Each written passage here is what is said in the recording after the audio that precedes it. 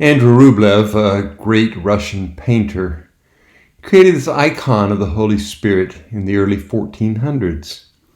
He painted with great compassion because he wanted to offer his fellow monks a way to keep their hearts centered in God while living in the midst of political unrest. What a gift he gave to his brothers and to countless others over the centuries.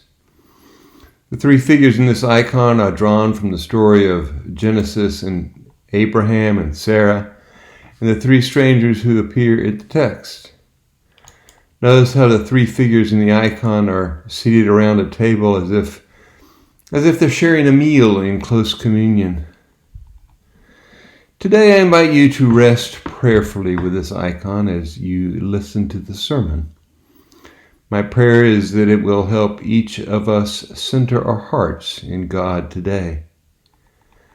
Henri Nouwen, a beloved pastor and author who wrote extensively about the spiritual life, was once going through a very hard time in his own life. And during this time he prayed with this icon. He felt himself drawn into immediate conversation, lifted up and held and secure even as he was going through a time of despair and fear. He wrote, "From within this holy circle, this house of love, the mystery of God is revealed to us. It is the mystery of the three angels who appear at the oak of Mamre, who ate the meal with Sarah and Abraham, who had generously provided and offered to them as they announced the unexpected birth of Isaac. It is the mystery of hospitality expressed not only in Abram's and Sarah's welcome of the three angels, but also in God's welcome to the aged couple into the story of the covenant together through an heir. This mystery and hospitality, the intimacy and welcome, called Henri from a place of fear to a place of love. So I invite you to ponder this with me as we continue to live through this time, as a fearful virus sweeps over our lives and as many of our fellow citizens open the floodgates while living in generational despair over the continuing power of structural racism among us. A reporter from the New York Times talked this week with people across the spectrum of our country and found that we are mourning the past, worried about the present, and fearful of the future.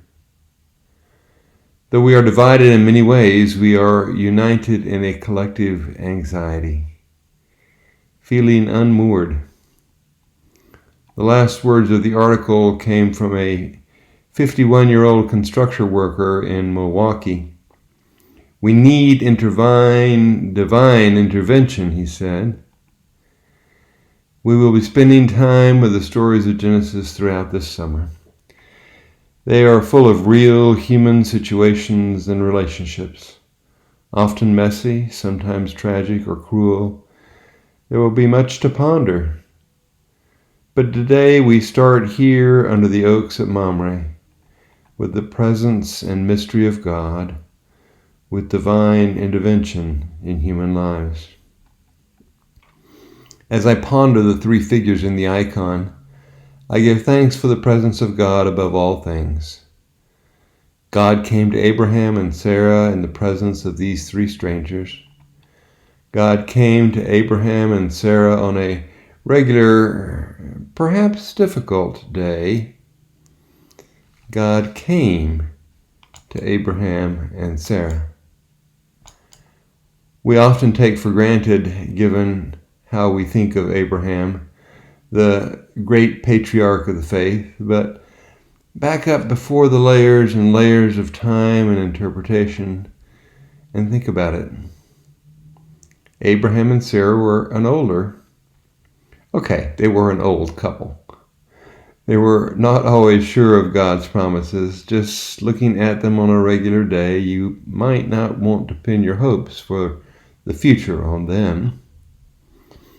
If God was going to intervene to start somewhere with someone, well, Abraham and Sarah don't look like who we would expect God to choose. I mean, dear God, choose someone who will look good in an ad campaign. I mean, seriously, choose a strong young couple surrounded by rosy-cheeked children. If you want to inspire confidence, make a different choice. You need younger people. Abraham and Sarah are old. They haven't been able to have children. They are economically secure, but still, these two are the beginning of your chosen people. A nation will come out of them. There'll be multitudes to live in a promised land. I have to say that even though I know this story, I am still surprised by how God works. God chooses unexpected, ordinary people, even people who are the exact opposite of who you might choose yourself. I mean, it certainly would be easier to start a nation with a large family. It's laughable and graceful how God always has a way of cracking open settled notions that I have about what is possible and what is not possible. God has a way of welcoming, of making space for us, of offering us life when all we can see are the closed signs. Abraham and Sarah likely thought they were near the end of the road, or that they would at least see it in the not too distant future. And yet there is something about them also. As an old man, Abraham could have remained seated at the entrance of his tent when the three strangers appeared. It was the heat of the day. He could have waved a hand and gotten the servants to take care of everything for these three unexpected guests. Yet instead he runs out to meet them and then hurries around tending to every detail. Water appeared to wash their feet, and then Abraham and Sarah ran to make cakes of bread. He ran to the herd and picked out a calf to prepare. And then with the flourish of a practiced hospitality, he brought curds of milk and the calf to the three men to eat. He set it before them and watched over them, tended them while they were there. His hospitality, his open and welcoming generosity created an abundance all around them. Abraham was like the owner of a restaurant who is never too successful or too busy to come out and make a fuss over you, asking you which dish you liked best, offering you dessert, so pleased that you chose to come into this place when there's so many other options. When you sit with the icon, you sense a movement of relationship and welcome among the three figures. A deep sense of hospitality as they sit around a table together. Some later depictions of this scene also include Abraham and Sarah offering food to their guests.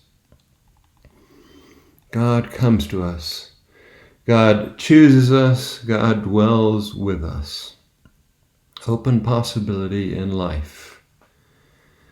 And this story reminds me that God is also mysteriously at work in our lives to make us ready for that. Abraham had this openness to the three strangers, this delight in sharing what he had and tending to their needs. There was something about his heart that made him ready to welcome the stranger and to welcome the presence of God. Now, Abraham and Sarah, they were not perfect. We'll learn more about their struggles and their failing next week, but this story helps us see that they were open to God's presence. Not too busy or too fearful or too protected to welcome the three strangers. God found a an everyday entryway into their lives. As you sit with the icon, ponder what that entryway might be in your life. Where is that space, time, or activity where you are open to God and to God's unexpected action or promise in your life? If you found yourself in a place of fear and despair, consider God's promise of a new future for Abraham and Sarah through the birth of a son. God acted in their lives. God acted not as they would have expected. In fact, Sarah laughed out loud about it. But as one writer put it, this is one of God's signature moves, gracefully making possible what initially seems impossible. The biblical stories show us time and again that God can still act even when we do not expect or hope or can't even think it, see it, or imagine it. God gets our attention in these stories. Because if God can do that, then just maybe,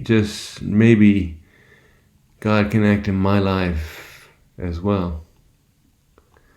Not about everything working out the way we think it should. I know that. Sarah and I prayed for a child of our own and did not receive that gift.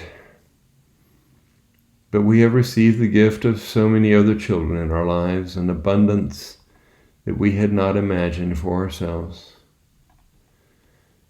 God works in unexpected, loving, life-giving ways so that we may become part of God's purposes and work in the world.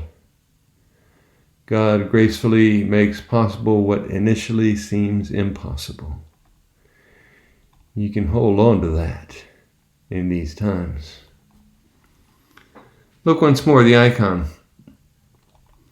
In the Night Prayers of the New Zealand Prayer Book, the three persons of the Trinity are referred to as Earthmaker, Pain-Bearer, and Life-Giver. Imagine a promise from that Trinity.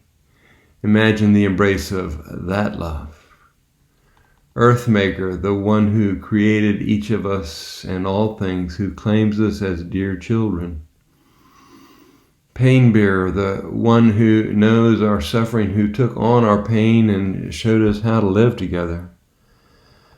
Life-Giver, the one who breathes life into our tired and frail bodies and over again comes to us, reclaiming us for good work in the world. The psalm reminds us we are God's people, the sheep of God's pasture. When fear or despair threaten you, come back to this image of God, to the mystery of welcome, promise, grace that calls us to a place of love once more. In your prayers this week, I invite you to practice hospitality for God. Where is the entryway in your life? In what space, time, or activity are you open to God and to God's unexpected action or promise in your life? And imagine God's welcome, God's embrace, God choosing you. Especially if you feel like an unlikely soul. Imagine yourself at the table with the Holy Three. And God will speak within your life and act in loving, life-giving ways.